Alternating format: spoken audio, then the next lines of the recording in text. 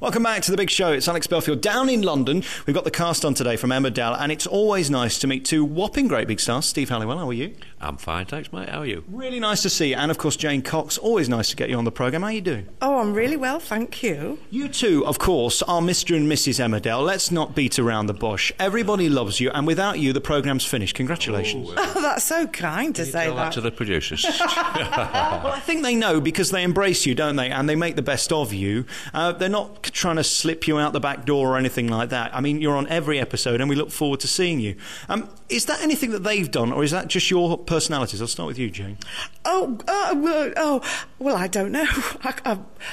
I haven't a clue. I just try and do the best job I can and hopefully do things right for the viewers and just carry on and get on with it, really. And very nice if we get nice stories and stuff as well.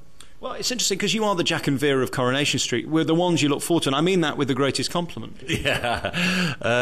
Well, I wouldn't be ashamed to be liking to them. They were great characters for many, many years, weren't they? So that's not an insult in any way whatsoever. Do they write to your strengths? I mean, they look at who you are and what you do and then make you better. Or how does it work on the show? They try to incorporate what they see in what you give back to them. So it's a kind of organic process, I would think.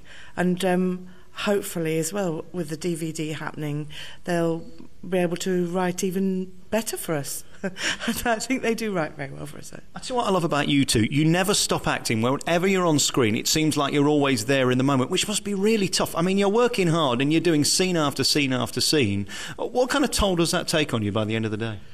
If we've got, some days we've got every single scene of the day, and it's not physically taxing so much as your nervous system can be shot at by the end of the day, There's a lot of pressure because we work so fast to make 6 episodes a week. It can be taxing on the nerves, as I just said, yeah. Help me with the process, Jane, of remembering the lines and then quickly forgetting the lines, because that must be the toughest thing, moving on to the next scene as soon as you've done it. Oh, no, it's quite easy to move on to the next scene as soon as you've done it, but the effect of it is that if you remember those cassette tapes and how they got floppy after you've been using them a long time, well, that's my memory. My personal memory is completely gone. It's like a floppy tape. But you kind of memorise them differently. You just memorise them photographically almost off the page. So when there's a huge stage direction in between your speeches, you get very flawed. You can't remember what comes next. But then after you've done one and you go on to the next one, it's a bit like life, really, isn't it? 1 second's gone and that's gone. That moment's gone forever. And in terms of the success of the Dingles, are you surprised how you've kind of organically grown into this monster within the programme? They are the centre of the community, aren't they? Well, it's nice of you to say so. I think, it was a surprise, and it has been over the years, because it started quite a humble little thing, with not many Dingles, and now there's been, I don't know how many, 40 different Dingles, I think, at last count. So as long may it go on, let more grandchildren and keep it going until, out into the great beyond, It'll never end. Let's talk about your life then. You're in your mid-20s now, Jane, and you're doing ever so well. Well, I'm happy to say I'm 57, I'm nearly 58. I'm proud to be so. I'm a rotund woman of a certain age, and There's nothing of you. What are you talking about? I'm very happy to be so. Skelf-like. I think you're delicious, and that's what we like. We like normal people on these things. We don't want any Victoria Beckhams on Emmerdale, do we? Well, I think there's room for all sorts, but I like to think that I represent a certain, section of society that feels comfortable in their skin and doesn't mind letting things hang out from time to time. Not too much. Say, is there a scene I don't know about in this DVD? No, thankfully. That would be extras I would pay for, wouldn't you, Steve? Well, we did see her not too long ago when she was posing naked for a life drawing class, so we did see a bit of her. Yes, but luckily not naked, because they didn't do that bit. Did you have a body double then? No, they didn't even do it. You didn't see anybody naked. Oh. No. That would have been ratings gold. What were they thinking about? For a certain section of society, maybe. You are joking. No, I'm not. I'm deadly serious. Nice. Steve, tell me about your career and how long you've been in this, because it's been about 400 years now, hasn't it? It seems like it sometimes, yeah. It's I came in for 2 episodes in 1994, I think it was.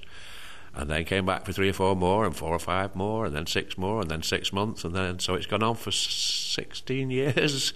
So it was never planned. It just they kept asking me back, and starving actors are no help to anyone and their family. So I just carried on signing up and coming back. Please tell me you're still not on one of these rolling 2-month contracts.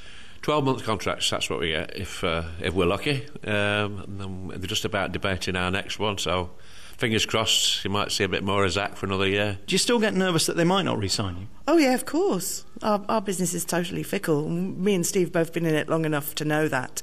I've been in the business for 40 years nearly, and I'm very happy to be doing Emmerdale, but I know that at the whim of the writer's pen, you could be struck out and have to, go and find something else to do. How do you feel about people coming up to you in the street and talking to you as one of the Dingles? They probably don't even know your real name. Most of them don't, no, I'm afraid. I think we've got to accept it. Sometimes I get angry about it, and I think, well, I've done everything I can all week to try and make them think I'm Zach Dingle, and then when they do think I am him, I get annoyed. So it's a bit stupid, really. So I try and be nice. Occasionally I've upset people by just not being able to have a photograph taken just when they want one, but mostly I'm trying to give them what they want, I laugh in the face of people who think that this isn't proper acting, because I think there's more discipline in what you do because of the speed in which you have to work. There's very few second takes, are there? Very few, particularly on this, and I often wonder when actors' awards are given out that how good these actors like Robert De Niro would be if he had to do 6 episodes in a week like we do. Would he be that good? Congratulations on this new DVD that's out now. It really is all about you and your family and the thing. That must be nice that they chose you. I mean, it says a lot about how much the public love you. It's a great tribute to us and the Dingles, and an honour to be able to do it, to be honest. I know that sounds a bit kind of silly, but that's how I feel, really, that it was nice to be able to do it. Nice to show the kids? Yeah, absolutely. If I'm not young anymore, and at least there'll be some little legacy to say, well, that was your old granddad with his cap on, Yeah, it is. It's lovely because the show itself is so ephemeral. I mean, it comes and goes, and you never see them again, apart from the repeats, and then they're gone forever. But this, at least, will be there for to be able to be watched by my family over the years. Yeah. What's it like in your house? I'll ask both of you one by one. I mean, are people on their knees as you walk in saying, "The gods of TV, welcome back home"? No, you're frowning. What happened? What? I do a job, I come home. My lovely partner usually has made the tea, and we just get on with life like everybody else does. Yeah. Anybody care in your household? Well, yeah, I mean, but it is, as Jane says, we're relatively ordinary people when we're not being these characters. I think Zach's far more interesting than I am, as a person. And, he's probably better company than me as well. I'm sit at home and grumble and go for a pint, that's me. Really nice to see you. This new DVD's out. The Dingles is out for Christmas, and it tells the story of you and your family. And, Jane, thank you so much for talking to me. Oh, thank you, Alex. I've enjoyed it thoroughly. Thank you. Steve, real pleasure meeting you. And it's been a pleasure meeting you, mate. We'll see you again.